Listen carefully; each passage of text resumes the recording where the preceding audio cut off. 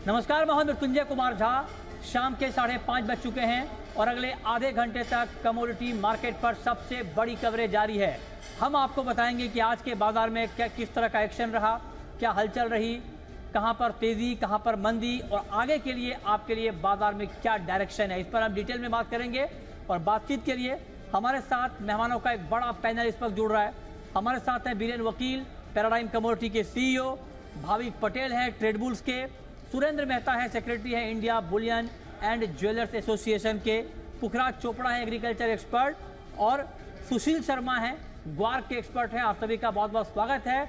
और चर्चा की शुरुआत हम करने जा रहे हैं गोल्ड के साथ, क्योंकि गोल्ड की कीमतों में गिरावट आ गई है और गोल्ड का भाव 2 महीने में सबसे सस्ता हो गया है। अंतर्राष्ट्रीय बाजार में गोल्ड का भाव $1900 के नीचे आ गया है और एमसीएक्स पर 58,100 तक लुढ़क गया है गोल्ड। तो गोल्ड की कीमतों में तेज गिरावट आई है। अब सवाल यह है कि क्या सोना यहां से और सस्ता होगा या आपके लिए बाइंग का मौका आ गया है। तो मेहता जी, मेरा सबसे पहला सवाल आपसे यही होगा कि क्या गोल्ड की कीमतों में गिरावट और बढ़ने वाली है? मृत्युंजय जी, देखिए, जिस तरह से डॉलर इंडेक्स में लगातार बढ़ोतरी हो रही है, आज हमने देखा कि डॉलर इंडेक्स 106 के पार चला गया। जो बॉन्ड यील्ड के अंदर हमने ऑलमोस्ट, अब तो कहा जा रहा है कि लगभग 5% तक का 10 ईयर बॉन्ड यील्ड में रिटर्न मिलेगा। तो ये जो दोनों चीजें हैं, ये गोल्ड के प्राइसेस को अफेक्ट कर रही हैं। साथ ही साथ चाइना में घमासान हो रहा है। चाइना में बिल्कुल युआन जो है वो अपने निचले स्तर पर आ गया है। साथ में हम जापान में भी देख रहे हैं कि वहां की करेंसी भी वीक होती जा रही है। यूरोप और में भी यदि आप देखें तो वहां पर भी करेंसी की हालत कुछ अच्छी नहीं है। तो ये सबके मद्देनजर इसकी वजह से गोल्ड के प्राइसेस में भारी गिरावट आ रही है और सारा जो एक्शन है वो डॉलर की तरफ शिफ्ट होता हुआ नजर आ रहा है। मेरा मानना है कि फिलहाल गोल्ड $1893 के आसपास ट्रेड कर रहा है। $1884 पर स्पॉट मार्केट में पहला सपोर्ट है। यदि $1884 तोड़ता है तो $1866 बिल्कुल ये दिखा सकता है। अच्छा, तो अभी कह रहे हैं कि गिरावट बढ़ सकती है। और एमसीएक्स पर सर मेहता जी? मुझे लगता है कि स्पॉट मार्केट में हमें 57,700 से 800 के बीच में जो पहला एक सपोर्ट लेवल है वो दिखेगा। और यदि इस सपोर्ट लेवल को गोल्ड तोड़ता है तो वहां से हमें लगभग 56,900 के आसपास तक के प्राइसेस गोल्ड मार्केट में दिखाई दे सकते। ओके, ठीक है। तो ये लेवल आपने गोल्ड का बताया है, लेकिन बीरेन जी, मैं आपसे पूछना चाहता हूं कि जो लोग गोल्ड के मार्केट में ट्रेड करते हैं, जिनकी ट्रेडिंग है गोल्ड में, उनके लिए इस वक्त इस भाव पर आपका सुझाव क्या है, क्या करना चाहिए? शॉर्ट टर्म अगर ट्रेड है तो टाइट स्टॉप लॉस के साथ वो सेल साइड जा सकते हैं। 58,400 का स्टॉप लॉस होना चाहिए। डाउन साइड में 57,700 800 की उम्मीद रख सकते हैं। जो पोजिशनल ट्रेडर है या थोड़ा लंबा नजरिया है 2 से 3 महीना या 3-4 महीने का, तो वो कहीं 56,500 700 के आसपास स्टैगर्ड मैनर में बाइंग बना सकते हैं। मैं पोजिशनली अब धीरे धीरे बुलिश साइड शिफ्ट हो रहा हूँ।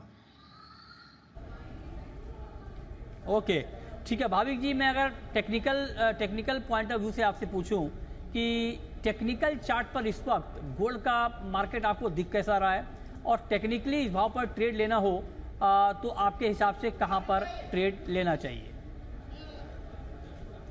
नमस्कार मृत्युंजय जी। देखिए, कॉमेक्स में भी हमने देखा कि 1900 का एक बहुत अच्छा सपोर्ट बन रहा था स्पॉट का, और वो आज ब्रेक होके 1892 चल रहा है। तो मुझे लग रहा है कि ये एटलीस्ट नेक्स्ट अभी सपोर्ट देखे टेक्निकली तो 1875 आ रहा है। वहाँ एमसीएक्स में देखे तो एमसीएक्स में 57,600 एक सपोर्ट आ रहा है, क्योंकि काफ़ी टाइम से हमने देखा कि 58,000 का जो सपोर्ट लेवल था वो ब्रेक नहीं कर पा रहा था। आज वो भी ब्रेक किया है। तो मुझे लग रहा है कि नीचे 57,600 से 57,000 तक के लेवल्स भी देख सकते हैं। तो क्योंकि चार्ट में अगर देखें तो थोड़ा बेरिश ट्रेंड जरूर से आ चुका है। मुझे लग रहा है कि यहाँ से एटलीस्ट बाइंग ना करनी चाहिए। अगर इंट्राडे पर्पस भी है तो शॉर्ट करके ही चल सकते हैं। तो इंट्राडे भी 5250 5300 के करीब अगर आता है तो शॉर्ट कर सकते हैं 5400 के स्टॉप लॉस से, और नीचे टारगेट रख सकते हैं 57,700 का।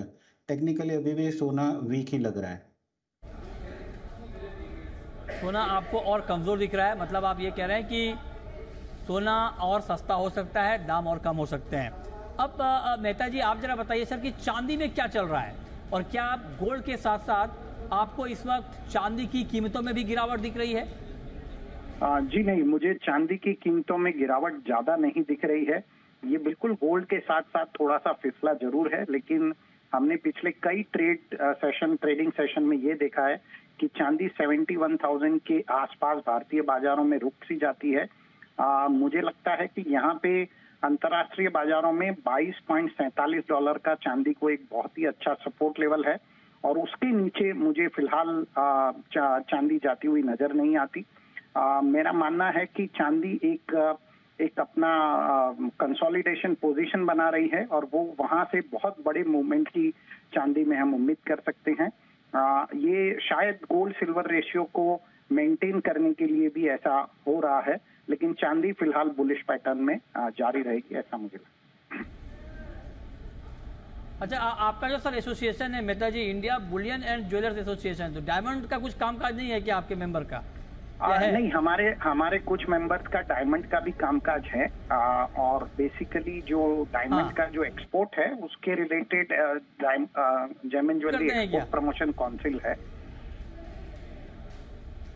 नहीं, वो तो मुझे मालूम है, लेकिन मैं जानना चाह रहा हूँ कि आपके मेंबर भी इंपोर्टर हैं क्या डायमंड के?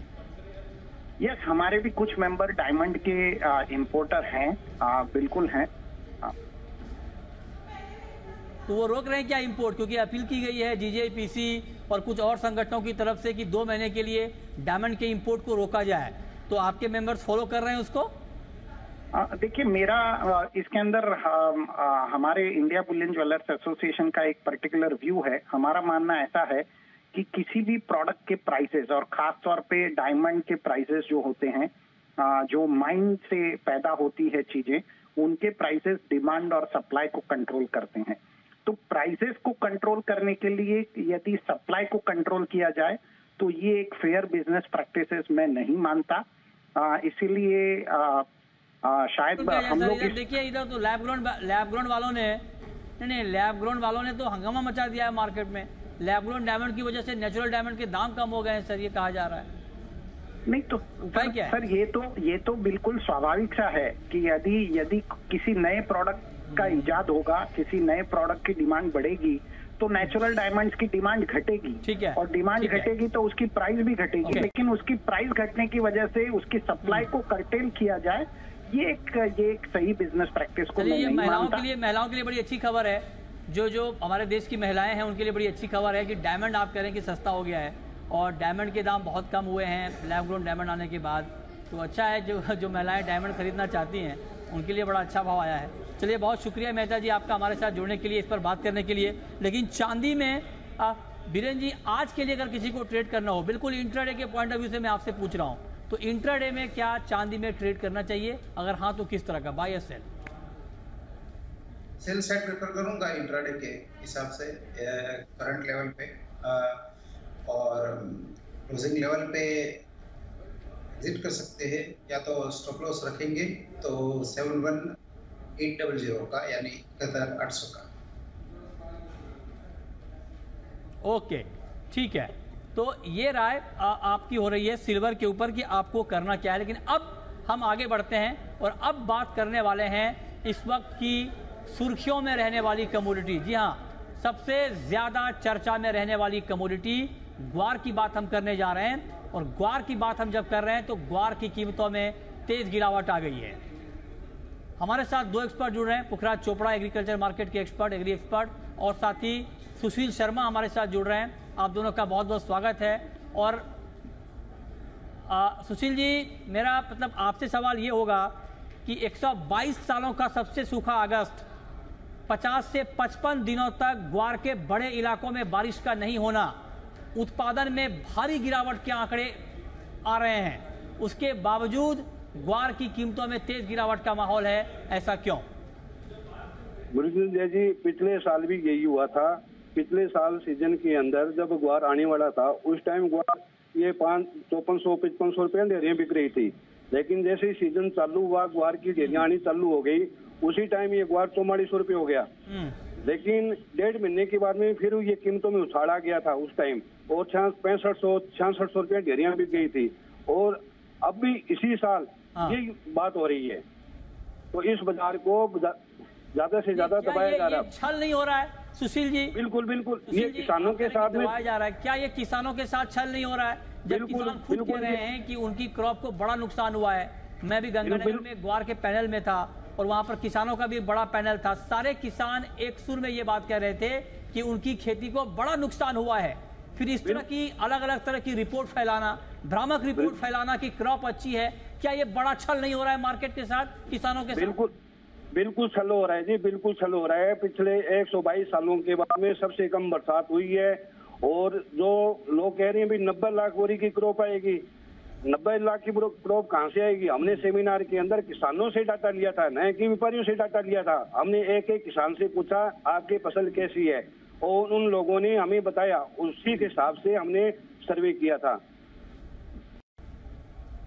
बिल्कुल, आपका बड़ा सर्वे, इनफैक्ट जो राजस्थान एग्री ग्रुप है जिन्होंने 12,000, बताइए मतलब क्या इस देश में मतलब हो रहा है? आप सोचिए कि 12,500 किसानों का डेटा सामने रख दिया गया। श्री गंगानगर जो कि नहरी ग्वार का इलाका है, 12,500 किसानों का डेटा स्क्रीन पे था, और किसी भी जो सर्वे वहां पर दिखाया गया राजस्थान एग्री ग्रुप की तरफ से, उसमें किसी भी सर्वे में किसी भी किसान ने ये नहीं कहा होगा कि हमारी फसल इस बार अच्छी है। अब बताइए, जो लोग 90 लाख का फिगर दे रहे हैं, 1 करोड़ बोरी का फिगर दे रहे हैं, वो कहां जा रहे हैं? वो किनसे बात कर रहे हैं? उनका मोटिव क्या है? ये सामने आना चाहिए। और मैं आपको यकीन दिलाता हूं कि जी बिजनेस देश का नंबर 1 बिजनेस चैनल है, देश का पहला हिंदी बिजनेस चैनल है, और हम लगातार इस बात की कोशिश करते हैं कि आपको फैक्ट और फिगर दिखाया जाए। जब राजस्थान में मानसून को लेकर र्यूमर चरम पे था, तो उस वक्त सबसे पहले जी बिजनेस ने राजस्थान के IMD हेड को आपके सामने लाया और आपसे हकीकत उनसे हमने कहलवाया और बताया कि क्या सिचुएशन है बारिश का। और देखिए बाद में बारिश के आंकड़े क्या आए। 122 साल का सबसे सूखा अगस्त, सबसे पहले हमने रिपोर्ट किया था। ये हमने ग्वार की खेत की आपको तस्वीर दिखाई है कि एक्चुअल सिचुएशन है क्या चल क्या रहा है इस पर। हमारे साथ पुखरा चोपड़ा भी है। पुखरा जी, आप तो बरानी बेल्ट से आते हैं सर, हमने इसलिए 2 एक्सपर्ट को जोड़ा है। एक नहरी इलाके सुशील जी वहां से आते हैं, आप बरानी बेल्ट से हैं। आप जरा हमें ये बताइए कि अभी अलग अलग तरह के सर्वे होने लगे हैं, इंडिविजुअल लेवल पे सर्वे होने लगे हैं, और ये 2-4 क्रॉप को, अच्छी क्रॉप को दिखाकर, 1-2 खेत को, अच्छी खेत को दिखाकर ये कहा जा रहा है क्रॉप बहुत अच्छी है। सर आप क्या देख रहे हैं ग्राउंड पे? जरा हमारे दर्शक को फैक्चुअल डेटा बताइए सर कि इस वक्त ग्राउंड की तस्वीर है क्या, क्योंकि आपने भी लंबा सर्वे किया है। देखिए, जहाँ तक ग्राउंड की बात करें मृत्युंजय जी, मैं खुद घूम रहा था और खेतों के अंदर जा रहा था। फसलें बिल्कुल मरी पड़ी थी, बिल्कुल खराब है। ये बात ठीक है कि जो अभी बरसात हुई, उस बरसात से थोड़ा बहुत कहीं कहीं फसल को फायदा हुआ है, ये निश्चित है। बरसात से कुछ न कुछ फायदा होना था और कुछ न कुछ फायदा हुआ है। पर ये जो रिपोर्ट आती है कि ये फसल बहुत ज्यादा है, या फसल 1 करोड़ बोरी की हो जाएगी, 1.5 करोड़ बोरी की हो जाएगी, ऐसा कुछ भी नहीं है। और जहां तक ग्राउंड की बात है, किसान तो वैसे दुखी है कि उसकी फसल खराब हो गई, और व्यापारी को ये समझ में नहीं आ रहा है कि हो क्या रहा है। दरअसल किसी के ये समझ में नहीं आ रही है कि क्या हो रहा है। तो मृत्युंजय जी, ये अगेंस्ट फंडामेंटल है। मतलब ये जिसको हम बोल सकते हैं ना, ताकत पता चलता है, तो ये सारे भाव ताकत से हो रहे हैं। और ताकत में किसान क्या करेगा? किसान के हाथ में कुछ भी नहीं है। किसान को तो मार्केट रेट बेचना पड़ेगा। ठीक बात है। तो बताइए, मैं आपको एक बात बताऊं कि हो रहा है। एक दो मैं आता हूं सर, मतलब मैं आता हूं सर आपके पास। जी मैं आ रहा हूं सर आपके पास। मतलब आप बताइए कि किसानों के साथ किस तरह का अत्याचार हो रहा है। एक तो उनकी क्रॉप को नुकसान हो गया, बड़ा नुकसान हुआ। सितंबर के आखिर में थोड़ी बारिश हुई तो पुखरा जी कह रहे हैं कि थोड़ा बहुत फायदा हुआ, लेकिन जो ये प्रचारित किया जा रहा है कि 90 लाख की क्रॉप और क्रॉप को बहुत फायदा हो गया, ऐसा कुछ नहीं है। ये बात एग्री साइंटिस्ट तक बोल चुके हैं, जो कृषि वैज्ञानिक हैं वो तक ये बात बोल चुके हैं कि बहुत ही मामूली फर्क आएगा, बहुत ही मामूली फायदा हुआ है। और एक तो किसानों की क्रॉप डैमेज हो गई, ऊपर से आप ये फैला रहे हैं भ्रम कि क्रॉप बहुत ज्यादा है ताकि किसानों को सीजन में भी अच्छा भाव नहीं मिले। बताइए ऐसे लोगों के, मतलब ऐसे जो लोग हैं वो क्या गुनाह कर रहे हैं किसानों के साथ। जी पुखरा जी, आप कंटिन्यू करें। जी मृत्युंजय जी, मैं जिस साइड में घूम रहा था, मैंने लगभग उस एक दिन में 550 किलोमीटर का सफर किया जो प्योर गवार की खेती का था। और मैंने वहीं से उन्हीं गांव उन्हीं मंडियों के व्यापारियों से पूछा, 3-4 लोगों से। मैंने कहा भैया आपके यहाँ फसल की क्या स्थिति है? तो उन्होंने बताया हमारे यहाँ तो फसल बहुत बढ़िया खड़ी है और बीघा की 1.5 से 2 कुंटल बरानी के अंदर आ जाएगी। हालांकि मैं उन खेतों में खड़ा था, मुझे पता था कि वहाँ पे ग्वार आएगा 10 से 15 किलो बीघा का, पर वो 1.5 कुंटल 2 कुंटल बता रहे थे। अच्छा। अब मर्तुंजा जी आप ये बताइए कि जो इस तरह की रिपोर्ट रखते हैं या इस तरह की बात रखते हैं, उनका क्या किया जाए? ये उनकी बात है, ये दरअसल क्या है, जेब कट्टी और ठगी का जाल है जिसमें लोग फंसते जा रहे हैं। मर्तुंजा जी बताइए, इससे बड़ी हकीकत क्या होगी? इससे बड़ी हकीकत जो पुखराज जी बता रहे हैं कि वो गए हैं और वहां पर किसान खुद कह रहे हैं कि 10 से 15 केजी होगा और वहां पर ये फैलाया जा रहा है कि 1.5 से 2 कुंटल 3 कुंटल। बताइए क्या चल क्या रहा है ये? सुशील जी आप जरा हमें बताइए, सर आप तो जिस बेल्ट से आते हैं, आप जरा हमें बताइए कि ये भी कहा जा रहा है, कुछ मैं किसी को सुन रहा था, उनका कहना था कि जो नहरी इलाके हैं वहां पर लास्ट ईयर के मुकाबले 1.5 गुना फसल है। सर क्या हकीकत है, जरा रखिए सामने सुशील जी। नहीं, 1.5 इतनी फसल तो हम नहीं कह सकते, क्योंकि जो पिछले साल जितनी ग्वार का उत्पादन हुआ था, इस साल भी इतना ही उत्पादन आएगा। जो बड़े पिछले साल कान्हा जिले के अंदर जो 4 बड़े स्टेशन थे, उनमें 4 लाख बोरी आई थी, लेकिन उसमें अब की बार लाख बोरी आएगी। तो ये कंपैरिजन कहाँ करेंगे ये लोग? हनुमानगढ़ जिले के अंदर पिछले साल 6 लाख बोरी आई थी। झूठ फैलाया जा रहा है। नौर का बेल्ट है, भादरा है, सावा है, ये बेल्ट बड़ा है और जो नहरी इलाका है वो छोटा है, तो वहां पर उत्पादन अब की बार कम है, तो वो क्रॉप का कैसे करेंगे? हाँ जरूर, ठीक बात है। मतलब आप बताइए, जो सुशील जी की काबिलियत ये है कि ये हर इलाके की अराइवल की जानकारी रखते हैं, कितनी आमदनी हो रही है, इतना डिटेल कौन जाएगा? जो लोग बैठकर कहीं पे कुछ भी फिगर कोट कर देते हैं वो कहाँ से बता पाएंगे? सुशील जी एक एक दिन का डेटा अपने पास रखते हैं कि आज कितनी आमदनी हुई है, किस इलाके में कितनी आमदनी हुई है, कितनी अराइवल हुई है, और रोज का रिकॉर्ड रखते हैं वो। अब बीरेन वकील जी आप तो न्यूट्रल व्यक्ति हैं सर, आप जरा बताइए कि क्या इस वक्त जो ग्वार में चल रहा है, ग्वार गिर रहा है या ग्वार को गिराया जा रहा है? उस पे तो कोई कमेंट मैं नहीं करूंगा, बट ये मैं सुन रहा था चर्चा 90 लाख फसल, तो क्या मैं शायद 70 भी नहीं मान रहा हूँ मैं, ये 90 लाख के नंबर से काफी नीचे मान रहा हूँ। बट बेस्ट आंसर ये है कि दिवाली के समय पे दूध का दूध पानी का पानी हो जाएगा। तो बीरेन जी भी कह रहे हैं कि 90 लाख का फिगर गलत फिगर है, उससे बहुत कम। मतलब बीरेन जी तो खैर कोई फिगर खुद, और बात भी सही है, जब वो सर्वे नहीं कर रहे हैं तो कोई फिगर क्या बताएंगे, लेकिन वो कह रहे हैं कि 90 लाख का फिगर सरासर गलत फिगर है। ये जो कोट किया जा रहा है, ये बताया जा रहा है, इसमें कहीं ना कहीं वेस्टेड इंटरेस्ट है। और मैं ऐसे लोगों को कहना चाहूंगा, जो लोग इस तरह के आंकड़े कोट करते हैं वो आए हमारे शो में, आए बैठें, और मैं उनसे पूछूंगा कि किस आधार पे वो ये फिगर दे रहे हैं। अगर वो अपना लॉजिक हमें ठीक से बता दें, समझा दें, मैं मान लूंगा कि हाँ आपका लॉजिक ठीक है। लेकिन इस तरह की गलत काउंटर क्वेश्चन पूछने वालों के सामने आइए जो आपसे सवाल पूछ सके। ऐसा नहीं कि आप दिन को रात कह दें और मैं कोई सवाल उसके ऊपर ना पूछूं। अगर आप ये चाहते हैं और तब नहीं आते हैं मेरे शो में, तो आपका तब भी वेलकम है।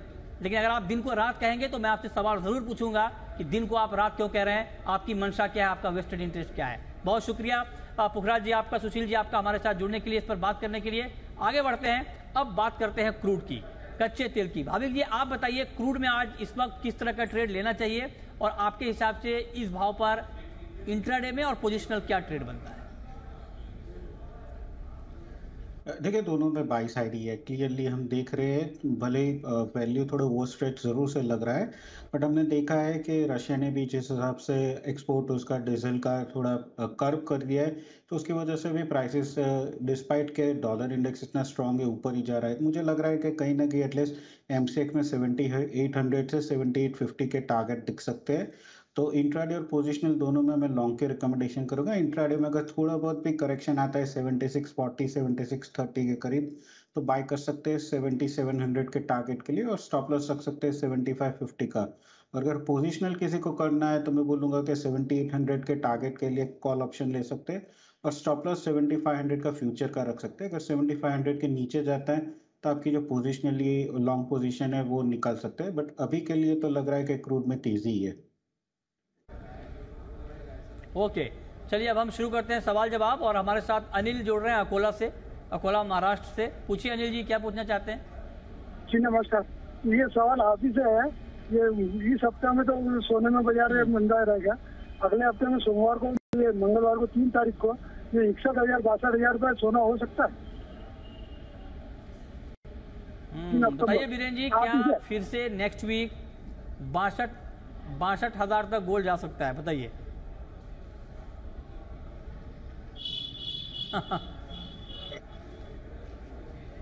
बताइए बीरेन जी, सुन पा रहे हैं सर? हाँ सुन पाया। हाँ, मैं वो सवाल ठीक से नहीं सुन पाया था, अगर आप रिपीट करेंगे।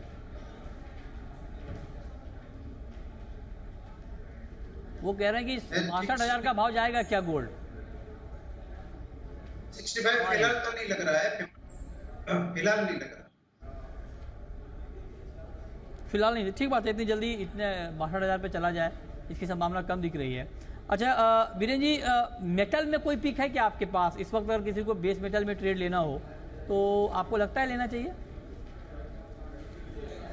यहाँ थोड़ा एग्रेसिव ट्रेड है, कॉपर में शॉर्ट जा सकते हैं करीबन 708-9 पे। इसका टारगेट 699 रख सकते हैं। स्टॉप लॉस काफी टाइट रहेगा 711 का 711। ओके, अच्छा ठीक है, तो ये राय आपकी बन रही है। नेचुरल गैस में क्या करें भाविक जी इस वक्त? कोई ट्रेड आपको दिख रहा है एनजी में? देखिए नेचुरल गैस में अभी अगर देखें तो 235 से 245 के एक रेंज बन चुका है। हालांकि मुझे लग रहा है कि अपसाइड भी थोड़ा लिमिटेड ही रहेगा, क्योंकि इस बार जो यूरोप से नेचुरल गैस को चाहिए एटलीस्ट इनकी इन्वेंट्री काफ़ी बढ़ चुकी है। और अगर वेदर फोरकास्ट देखें यूएस का, तो मुझे नहीं लग रहा है कि ज़्यादा इसमें तेज़ी देख सकती है। I think range bound trade ही देखेगा। और आज के दिन अगर देखें तो थोड़ा बुलिश फैक्टर्स दिख रहा है, थोड़ा मोमेंटम अपसाइड दिख रहा है। तो आज थोड़ा भी करेक्शन आता है 241 के करीब तो बाय कर सकते हैं 246 के टारगेट के लिए। और स्टॉप लॉस रख सकते हैं इंट्राडे का 238 का। तो थोड़ा डिप आता है तो बाय कर सकते हैं इंट्राडे के लिए। ओके ठीक है, नेक्स्ट कॉलर पवन है हमारे साथ। पूछिए पवन जी। सर नमस्कार जी। सर मेरे पास 7,000 रुपए का धनिया है और 5900 रुपए का अगवा सीट लूंगा सर। बीरेन जी से पूछना। नहीं, एक बार सवाल दोहराइए, क्या क्या बताया? 7,000 रुपए का धनिया लिया हुआ है सर, और 5900 रुपए का गवार है। और ग्वार में आप लॉन्ग हैं? हाँ जी ठीक है, 5900 का ग्वार है। बताइए बीरेन जी, क्या सुझाव इनके लिए? बने रहे मार्केट में कोरिएंडर में और ग्वार में? दोनों ही मार्केट फिलहाल थोड़े दबाव में रहेंगे। जीरा काफी गिर रहा है जोरों से, गवार काफी जोरों से गिर रहा है। बट दोनों काउंटर में ऐसा लग रहा है कि एफईडी एक्सपायरी धनिये की जब खत्म होगी उसके बाद थोड़ी रिकवरी आनी चाहिए। ये पर्टिकुलर कंसंट्रेशन ऑफ पोजीशन वाला मामला मुझे लग रहा है। ठीक है, ओके, चलिए बहुत शुक्रिया बीरेन जी आपका और भाविक जी आपका। और मसालों में भी बहुत गिरावट का माहौल बना है, इस पर हम डिटेल में विश्लेषण करेंगे आगे और आपको बताएंगे कि इस वक्त मसालों में चल क्या रहा है। मैं टर्मरिक के ही कॉन्फ्रेंस में हूँ इस वक्त, लेकिन बहुत शुक्रिया फिलहाल आप दोनों का।